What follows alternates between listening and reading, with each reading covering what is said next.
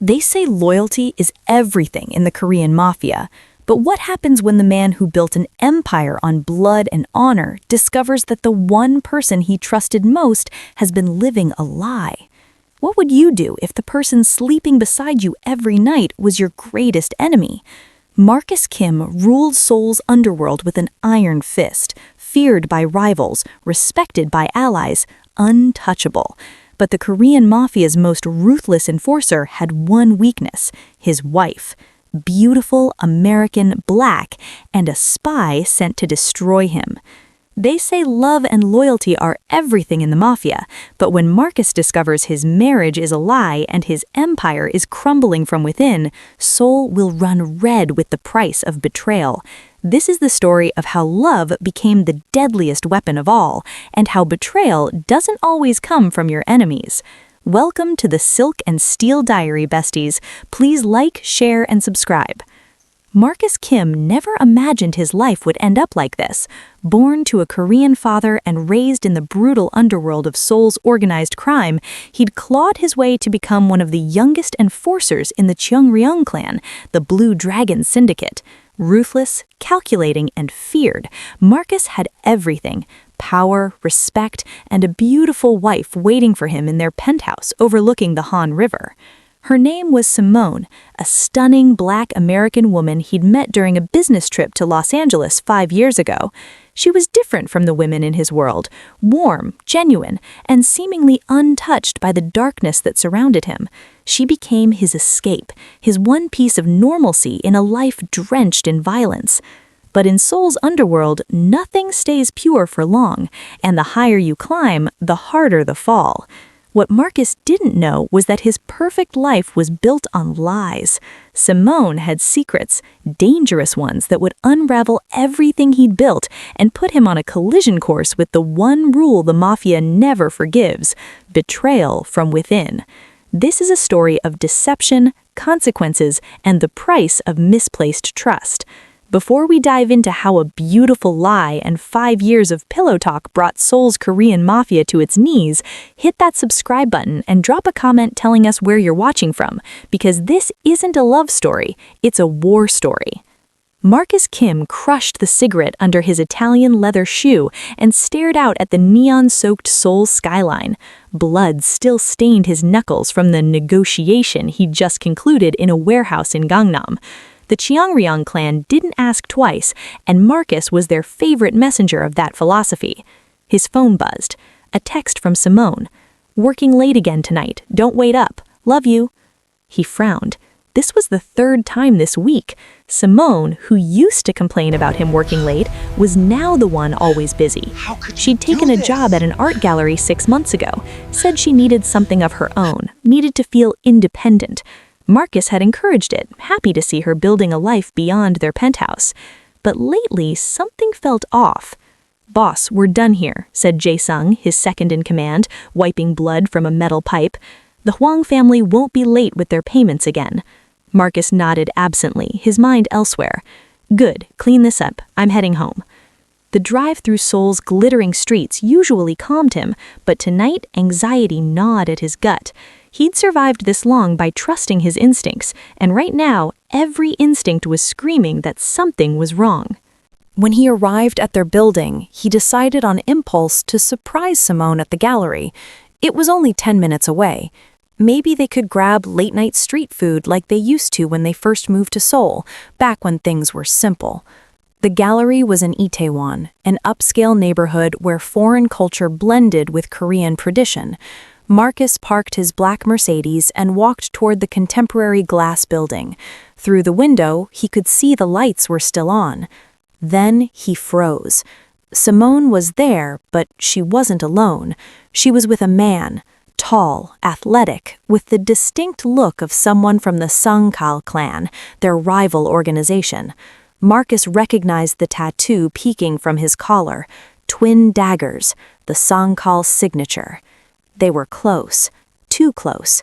The man's hand was on Simone's waist, and she was laughing, that genuine laugh Marcus thought was reserved only for him.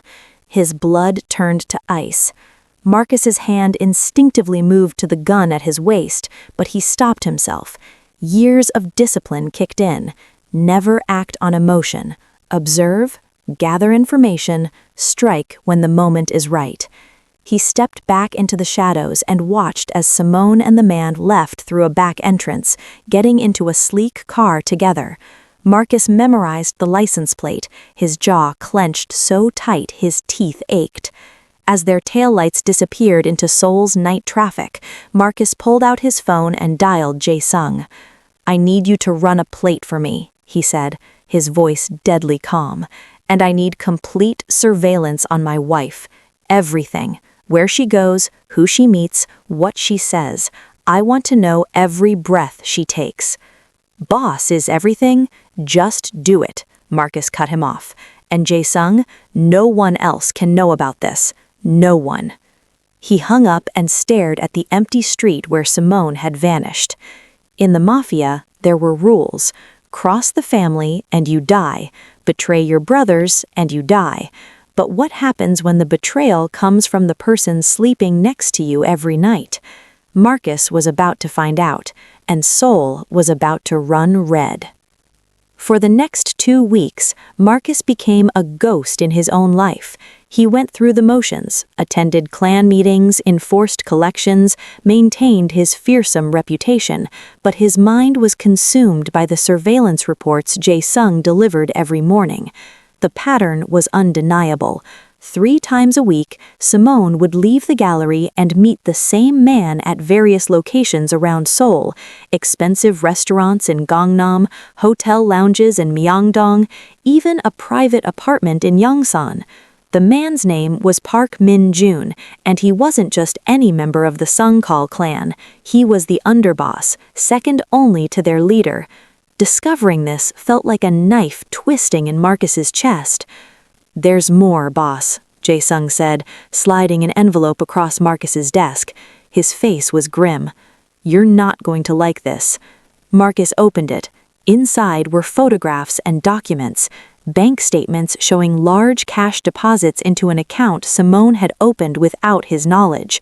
Photos of her handing over what appeared to be documents to Min-jun, and most damning of all, a transcript of a phone conversation Jae-sung's tech guy had intercepted. Marcus's hands trembled as he read Simone's words. "He still doesn't suspect anything.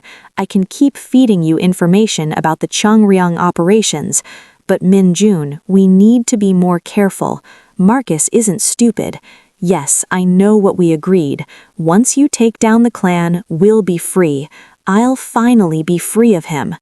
The paper crumpled in Marcus's fist. "Boss," Jae-sung said carefully, "this is bigger than infidelity. She's been passing our operational intel to the Sungkal clan. The raid last month on our warehouse in Busan, the ambush that killed 3 of our men in Incheon, that was all because of her." Marcus's vision blurred with rage. Men had died, good men, loyal men, but the woman he loved had sold them out. "There's one more thing," Jae-sung continued. "Our source says the Sangkal are planning something big. They're using the information she's provided to map out a strike on our leadership. They want to decapitate the Cheongryung clan in one move." "When?" Marcus's voice was barely a whisper. 3 days, at the anniversary gathering. The annual Cheongryung anniversary was when all the clan's leadership gathered at their secure compound in the mountains outside Seoul. It was supposed to be impenetrable, a celebration of their power and unity. But if the Sangkal knew the location, the security protocols, the timing, all information Simone had access to through Marcus, it would be a massacre. Marcus stood and walked to the window, his reflection staring back at him against the Seoul skyline. In the glass, he looked like a stranger, older, harder, hollow. "What do you want to do, boss?" Jae-sung asked. What did he want to do? The clan's code was clear. Traitors die, no exceptions. But this wasn't just any traitor. This was Simone, the woman who'd held him after nightmares, who'd learned to make kimchi from YouTube videos to surprise him, who'd promised to love him forever. All lies. "Set up a meeting," Marcus finally said. "Tell the Oyabun I have critical intelligence about a threat to the anniversary gathering. We move up our security preparations." And your wife? Marcus's reflection showed no emotion. I handle her myself, but not yet. First, I need her to lead me to exactly how deep this goes. If she's working with Park Min-jin, there might be others. I need to know everyone involved before we act. You're going to keep pretending you don't know? For 3 more days, Marcus said. Let her think she's won. Let her think I'm the fool she believes I am. That evening, Marcus returned home to find Simone cooking dinner, American soul food, his favorite comfort meal. She smiled when he walked in, that beautiful smile that had once made him feel like the luckiest man alive. "Hey, baby," she said, kissing his cheek. "Rough day?" "The usual," he replied, settling at the counter. "How was the gallery?" "Slow, actually. I left early." The lie rolled off her tongue so easily. Marcus watched her move around their kitchen, and for a moment, he allowed himself to remember when this was real. Or had it ever been? Had everything been a lie from the start? "Simone," he said softly, "do you ever regret leaving LA, coming to Seoul with me?" She paused, something flickering across her face. "Why would you ask that?" "Just wondering if you're happy, if this life is what you wanted." She came around the counter and wrapped her arms around him, resting her head on his shoulder. "I'm exactly where I want to be," she whispered. Another lie. But Marcus returned the embrace, memorizing the feel of her, the scent of her perfume. In 3 days, everything would change. In 3 days, Seoul would burn. Marcus began his own investigation, moving through Seoul's underworld like a predator stalking prey. He couldn't rely solely on Jae-sung's surveillance. He needed to see Simone's betrayal with his own eyes, to understand it completely. The next afternoon, Marcus told Simone he'd be in Busan overnight for clan business. Instead, he stayed in Seoul, following her from a distance. She left their penthouse dressed casually, too casually for the gallery, and took a taxi to a luxury hotel in Gangnam. Marcus waited in the lobby, hidden behind a newspaper, watching the elevator numbers. 23rd floor. He waited 10 minutes before following. The hallway was quiet, carpeted in deep red. Marcus moved silently, years of training making him nearly invisible. He found the room, 2317, and pressed his ear to the door.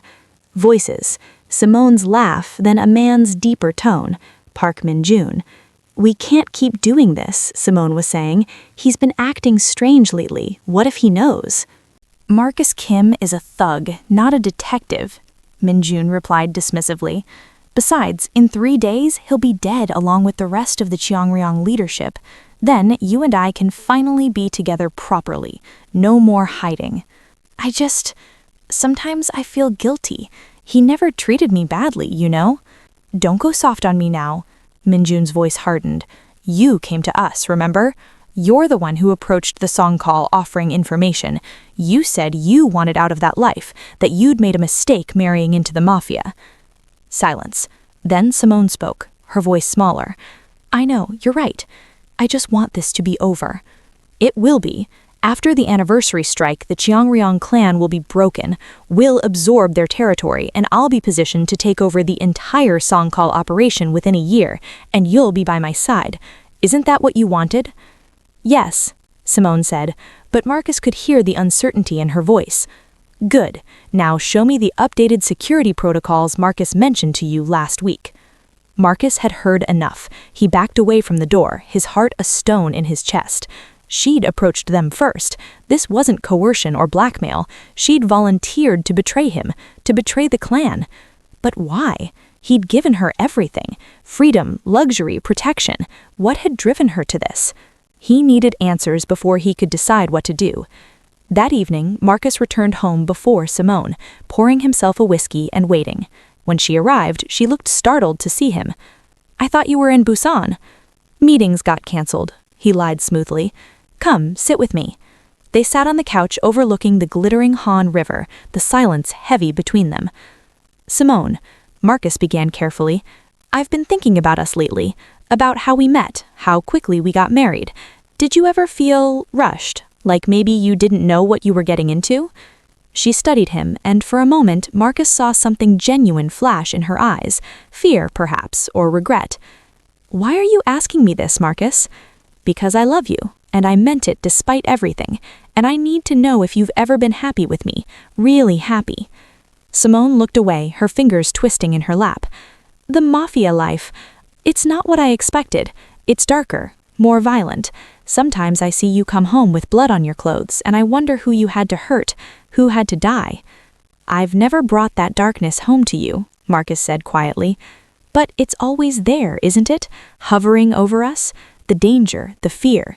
I can't even make friends because I'm always worried they're connected to your enemies. I can't live a normal life." "You knew what I was when you married me." "I know," she whispered. "I thought love would be enough, that I could adapt. But Marcus, some days I feel like I'm suffocating." Here it was, a glimpse of truth, but not the whole truth. "Is there someone else?" he asked directly. Her eyes widened. "What? No. Marcus, why would you—" "I'm asking because I need to know if there's a way forward for us. If you're unhappy, we can leave. I'll walk away from the clan.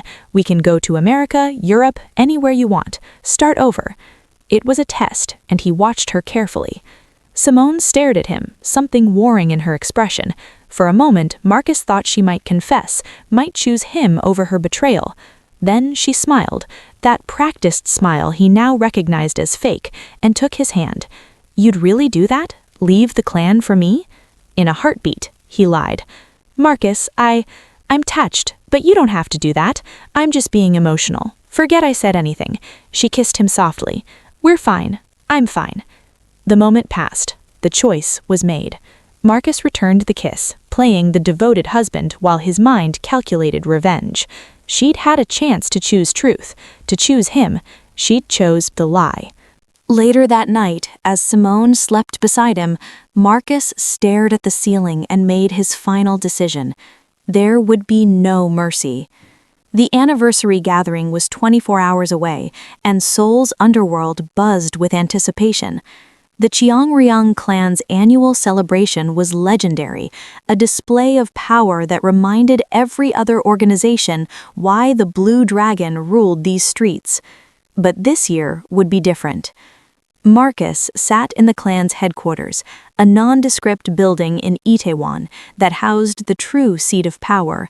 The Oyabun, boss Kang Do-hyun, presided over the meeting of underbosses and senior lieutenants. "Intelligence suggests the Songkal are planning something," Marcus announced to the assembled room. "I recommend we triple security at the mountain compound and change our arrival protocols." Boss Kang, a silver-haired man in his 60s with eyes like black ice, studied Marcus thoughtfully. "What's your source?" "Multiple channels are reporting increased Songkal activity. They're positioning men throughout Seoul. It feels like preparation for a major move." "The anniversary has always been secure," another underboss argued. "We've held it at that location for 15 years without incident." "Which makes us predictable," Marcus countered. "I'm not saying cancel. I'm saying we need to be smarter." Jae-sung spoke up. "I support Marcus's recommendation. Better to overreact to a phantom threat than underestimate a real one." After an hour of debate, Boss Kang raised his hand for silence. "We proceed with the anniversary, but with Marcus's suggested security enhancements. He'll coordinate the new protocols." The Oyabun's eyes locked on Marcus. "I trust you have this under control?" "Completely, Oyabun." The meeting ended, and as others filed out, Boss Kang gestured for Marcus to stay. "You've been one of my most loyal men," Kang said once they were alone, "which is why I'm going to ask you directly, is this really about the Songkal intelligence, or is this personal?" Marcus kept his face neutral. "Personal how, Oyabun?" "I've heard whispers about your wife, about her activities." So the old man knew. Of course he did. Nothing happened in the Cheongryung without the Oyabun's knowledge. "Then you know what I'm dealing with," Marcus said quietly. Kang nodded slowly. "Betrayal from an outsider is one thing. Betrayal from your own home is another. What will you do?" "What the code demands." "Even if it destroys you?" Marcus met his boss's eyes. "The clan comes first. It always has." Kang stood and placed a hand on Marcus's shoulder. "You're a good soldier, Marcus, but don't let revenge blind you. Make sure you know the whole picture before you act. Sometimes the game is bigger than we realize." The cryptic warning stayed with Marcus as he left headquarters. What had Kang meant? Was there more to Simone's betrayal than he'd discovered? That evening, Marcus made his final preparations. He'd arranged for Simone to attend the anniversary gathering. Unusual, as spouses rarely came, but he told her it was a special honor. She'd seemed thrilled, spending the day shopping for the perfect dress. If only she knew it would be her funeral attire. Marcus was in his study when his encrypted phone buzzed. A message from Jae-sung. Intercepted communication. Song call moving into position around the mountain compound. They're bringing heavy weapons. This is the real thing. So it was confirmed. The attack was happening, and Simone had made it possible. Another message. Also found something. Your wife's been in contact with someone else, not just Park Min-jun. Sending you the file now. Marcus opened the encrypted file, and his blood ran cold. There were photos of Simone meeting with a face he recognized, Han Se-jun, one of the Cheongryong's own senior lieutenants, a man Marcus had trusted, had worked beside for years. The messages between them told a story Marcus hadn't imagined. Simone wasn't just working for the Songkenkai. She'd been planted years ago by Han Seo-jun, who was the real traitor. He'd orchestrated her meeting with Marcus in LA, had coached her on how to seduce him, had used her as a sleeper agent to gather intelligence. Park Min-jun was just her handler. Han Seo-jun was the architect. And the final message in the thread made Marcus's world collapse. "Once we eliminate the current leadership, I'll take over the Cheongryong. You and I can finally be together, Simone, like we always planned." Simone's response, "I've played this role for 5 years. I'm tired of pretending to love him. Let's finish this." Marcus's hands shook as he closed the file. The betrayal was deeper than he'd imagined. His wife, his trusted colleague, his entire life for the past 5 years, all of it was a lie. He looked up to find Simone standing in the doorway, beautiful in a black evening gown, ready for tomorrow's gathering. "Everything okay?" she asked. "You look pale." Marcus forced a smile. "Just work stress. You look stunning." She beamed and kissed his cheek. "Tomorrow's going to be perfect. I can feel it." Yes, Marcus thought, tomorrow would be perfect, just not the way she imagined. He had less than 24 hours to turn the tables on everyone who'd betrayed him. The anniversary gathering would happen, but it wouldn't be the Cheongryong leadership who fell. It would be the traitors, all of them. Let them come. The morning of the anniversary gathering dawned cold and gray over Seoul. Marcus hadn't slept. He'd spent the entire night coordinating with Jae-sung, setting the trap that would ensnare all his enemies in one perfect move. "Are you sure about this?" Jae-sung asked around 3 a.m. "If it goes wrong, we're all dead." "It won't go wrong," Marcus had replied, with a certainty he didn't entirely feel. "Trust me." Now, as dawn light filtered through the penthouse windows, Marcus watched Simone sleep. She looked peaceful. Innocent, even. It was almost impossible to reconcile this woman with the calculating spy who'd spent 5 years destroying him from the inside. Her eyes fluttered open. "Morning," she murmured, reaching for him. "Big day." "Big day," he agreed. They went through the motions of a normal morning. Breakfast, conversation about nothing important, the comfortable dance of a married couple. Marcus played his part perfectly, the devoted husband excited to show off his beautiful wife at the clan's most important gathering. At noon, they began the drive to the mountain compound north of Seoul. The journey took 2 hours, winding through increasingly remote terrain until they reached the hidden entrance, camouflaged among the forest. Security was visible everywhere, more than usual thanks to Marcus's recommendations. Armed guards, surveillance cameras, checkpoints. It looked impenetrable. Simone seemed nervous for the first time. "It's so intense," she said, watching guards inspect their vehicle. Just precautions, Marcus assured her. Nothing to worry about. The compound itself was stunning, a traditional Korean estate modernized with every luxury. Other clan members were arriving, the parking area filling with expensive cars. Marcus spotted Han Seo-jun among them, laughing with other lieutenants, playing his role as the loyal soldier. Their eyes met briefly. Han smiled and nodded. Marcus returned it, both men keeping their masks firmly in place. Inside the main hall, the celebration was already underway. Traditional music played and tables overflowed with food and drink. Boss Kang sat at the head of the room, surveying his empire with satisfaction. "Marcus," Kang called out, "bring your lovely wife, let me meet her properly." Marcus led Simone to the Oyabun's table. She bowed respectfully, playing the gracious spouse. "So, this is the woman who captured our Marcus's heart. You must be quite special." "I'm the lucky one," Simone replied smoothly. "Marcus is an exceptional man." "Indeed," Kang said, his gaze shifting to Marcus. "Exceptional loyalty, exceptional dedication, exceptional judgment." The word hung in the air with weight. "Thank you, Oyabun," Marcus said. As they moved away, Simone whispered, "He's terrifying."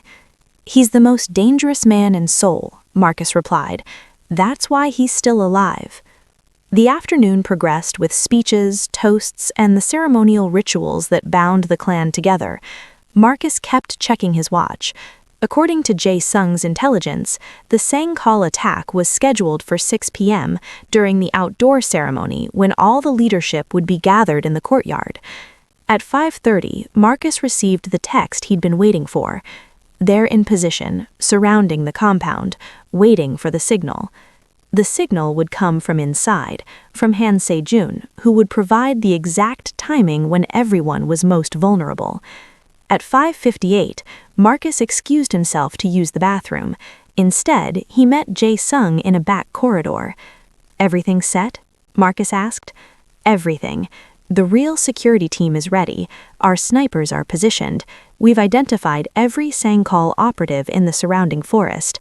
When Han gives the signal and they attack, we'll close the trap. And our inside man?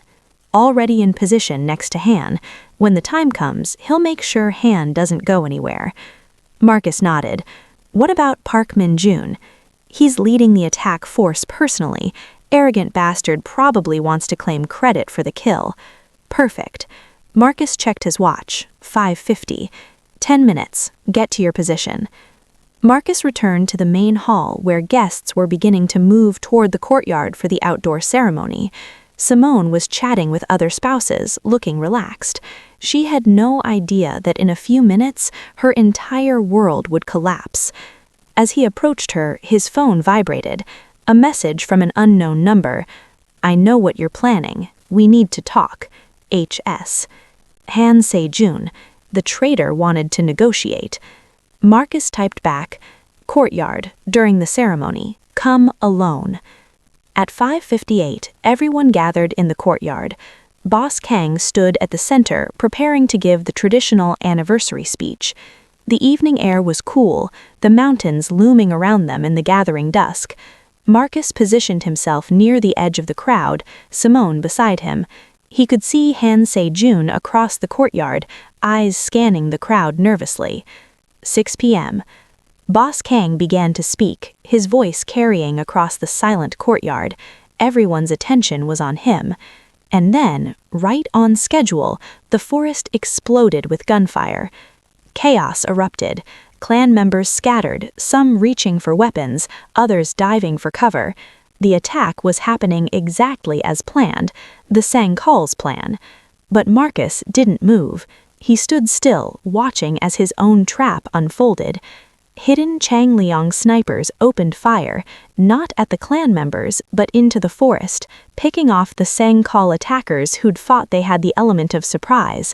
Lights blazed to life, illuminating the surrounding woods and exposing the assault force. It was a massacre, but not the one the Sangkal had planned. In the courtyard, Jae-sung's men moved with precision, rounding up Han Se-jun and 3 other lieutenants Marcus had identified as collaborators. What's happening? Simone screamed, clutching Marcus's arm. Marcus looked down at his wife, this woman he'd loved, and felt nothing. Justice, he said simply. Then to the guards, take her. Simone's eyes went wide with horror as armed men grabbed her. Marcus! Marcus, what are you doing? But Marcus had already turned away, walking toward where Boss Kang stood calmly in the center of the courtyard, untouched, as if he'd known this was coming all along. The Oyabun smiled. Well executed, Marcus, though I expected nothing less. The gunfire was dying down now. The Sangkal attack had been completely neutralized. And now came the reckoning. And that's where we have to stop part 1. I know. You're probably screaming at your screen right now. Does Marcus get his revenge? What happens to Simone? Does Han Seo-jun pay for his betrayal? And what about Park Min-jun and the Songkal forces surrounding the compound ready to slaughter everyone? But here's the thing about the Korean Mafia. Justice isn't quick, and it's never clean. What Marcus is about to do in that courtyard will change everything. Not just for him, not just for Simone, but for the entire Seoul underworld. Here's the deal. Part 2 drops tomorrow. Same time, same channel. But YouTube's algorithm is brutal. And if you're not subscribed with notifications on, you might miss it. And trust me, you do not want to miss what happens next. So here's what you need to do right now. First, smash that subscribe button. We're building a community of people who love dark, gritty, no-holds-barred storytelling, and I want you in it. Second, hit that notification bell. Turn on all notifications because part 2 drops tomorrow, and it's going to be absolutely brutal. Third, drop a like on this video. It tells YouTube that people actually want to see stories like this, and it helps me bring you more content like this. Fourth, share this video. Send it to someone who loves mafia stories, crime dramas, or just really good storytelling. Post it on your story, tweet it, whatever. Let's blow this up. And finally, comment below.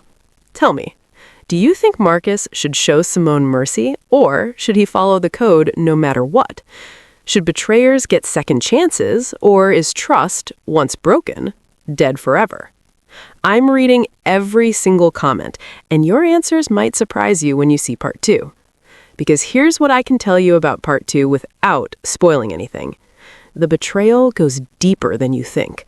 The conspiracy is bigger than Marcus ever imagined. People you thought were dead? Maybe they're not. People you thought were allies? Maybe they're not. And the ending?